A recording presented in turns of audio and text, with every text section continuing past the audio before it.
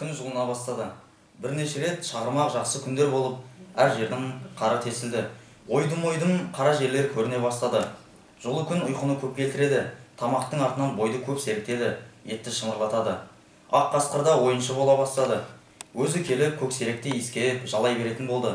Қайта-қайта көксеректің үстіне артыла береді, ыңырсып тістеліп те қояды. Бой тартты.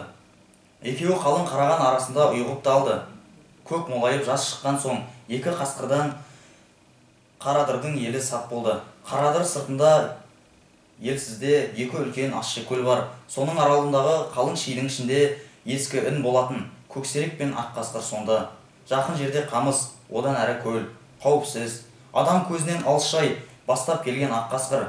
Ол кезде көксерек басқа жақтағы елді ториды. Ақ қасқыр ін маңында болады. Қамыс арасында көп құстардың жұмыртқасын жейді. Бір күні көксерек інге салып келіп, аузынан кесек-кесек құйрықтарды құсып-құсып тастады.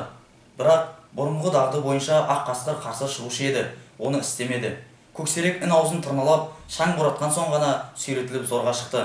Ін ішінен жат иіс сезіп, көксерек басымен кеудесін соғып, ыр етіп барып, кішкене күйкі күшікті тістеп, суырып алып шықты. Бұл бұны істегенде ақ қасқыр ырсылдап тап беріп еді. Көксерек сонда да тоқтамай, көк күшікті жерге жұлқып-жұлқып соғып, қабырғаларын кірт-кірт сындырып, өлтіріп тастады. Бірақ бір емес, екінші, үшінші тағы әлденешеуі пайда болды. Аяғында жылыды. Күшіктерді жалап, иіскелеп, кейде қастарына да жатады.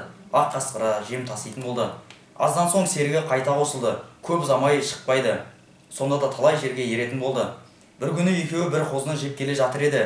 Індерінің үстінен көп үлкен жаулар кетіп барады екен. Қамыс арасына бұқты. Жау озған соң інге келді. Бір ақ қана күшік қалған, бұралып тұра алмайды. Арт жағын баса алмайды. Ақ қасқыр тістеп әкеліп қамысқа тықты. Екеуі қайтадан Қарадырға бет қойды.